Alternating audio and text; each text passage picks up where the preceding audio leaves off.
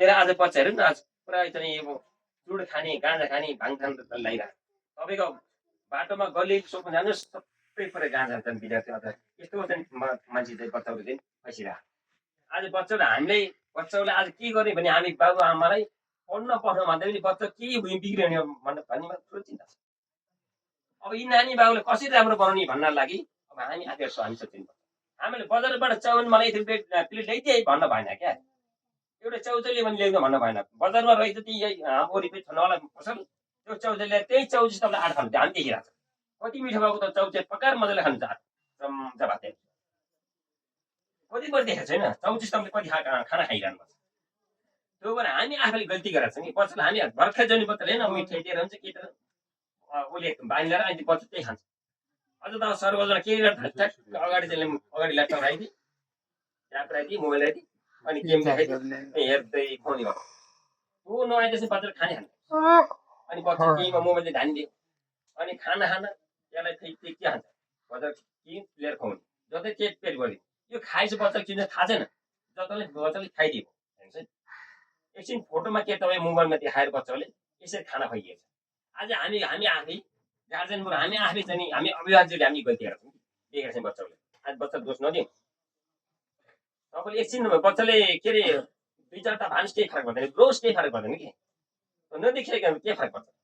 आज पैसा सबै कुछ बिग्रेको छ त्यही भएर हामी बच्चाहरूलाई अब कन्ट्रोल गर्नु लागि अब हामी सोचिने मैले भने 25 रुपियाँको च्याउचाउ खाजाले आज 50,000 खर्च भएको छ आज हेर्नु बच्चा त्यहीबाट ठ्याक्क तल लड्यो भने फ्याट्ट फुट्ट फ्याट्ट हुन्छ पहिला हामी मान्छे र भिरबाट लड्दाखेरि युट्युबबाट केही भएको छ अहिलेको इमर खसी पनि ठ्याक्कै खुट्टो हात खाइदिन्छ खुट्टा भाँचिन्छ एउटा भाँचियो भने आज जान खुसेर जानु कहाँ जानुपर्छ पाल्पा 25 रुपियाँ चाहिँ दिएर बच्चालाई खुवाउने पाइन्छ लगाइयो आज 25 गर्दाखेरि आज उहाँ त लाखौँ खर्च गर्ने कुरा पाल्पा अनि त्यो बच्चाको खर्च बच्चालाई त्यो पीडा त्यो दुःख जस्तो पहिले हात जस्तो त हुँदैन एउटा हामी यस्ता चाहिँ रोग हामी आफै भित्र आज हामीले खालि नेतालाई गाली गर्ने बानी बसाल्छौँ कि के गर्नु नेताले खालि के गर्नु नेताले भनिन्छ काम गर्नु नगर्ने मिठो मिठो खोज्ने है यो बानी हामी बिगारेको छ त्यही भएर आज यो विषयमा तपाईँ यो कार्यक्रम बारे यही हो अब हामी प्रत्येक विद्यालय हाम्रो म्याडमहरूले हामी भनेको छ बच्चाहरूलाई अहिले मैले सबै विद्यालयमा त्यही भने प्रत्येक बिहान भनेको यसमा जो बिहान राष्ट्रिय गाना गाउने टाइममा लाइन टाइममा आफै गरेर बच्चाले भन्ने गर्छु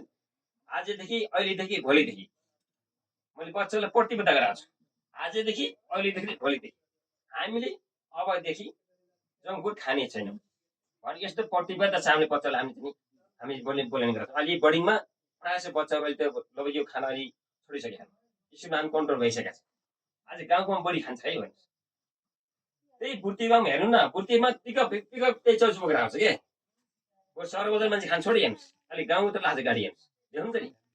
त्यो एउटा गाडीले 10-15 प्याकेट 24 बोकेर आउँछ त्यसले कहिले फाइदा आउँदैन नि बुर्तिमाबाटै कोठा हुन्छ यहाँ सोहिरो देख्छु मैले बाटो यस्तो छ कुनै 24 बोकेर आउँछ अलिक भर्खरै आएको छ कि चिजहरू हामीले खाइदिन्छौँ आज त्यही भने चौचुको फ्याक्ट्री त्यसो भने चाहिँ हामीले आज खाइदिउँ खाएर उयो आएको छ अबदेखि हामी नखाउँ त्यही भन्न लागि अबदेखि मैले गोठनवासीहरूलाई हाम्रा सम्पूर्ण गोठनवासीहरू मैले यही भन्न हामी यहाँबाट सुरु गरौँ अब गोठानको जनताहरू हामी तपाईँहरू मैले अरू भन्दा गोठन भूमिराज भाइको नेतृत्वमा यहाँ तपाईँ सबै हर कुरोमा आउनुहुन्छ म त्यति मलाई आनन्द लाग्छ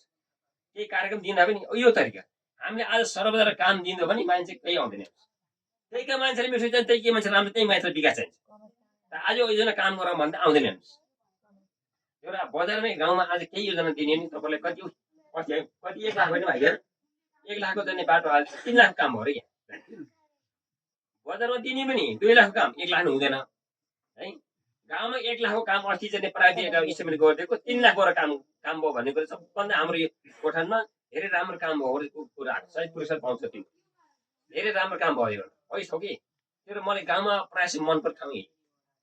काम योजना दिने नि पर्छ तर त्यो भाडबेल गर्छन् खाना खुवाउने रिसाउने योजना दिनु छ गाली खान्छ प्राइभेट गाली गर्छ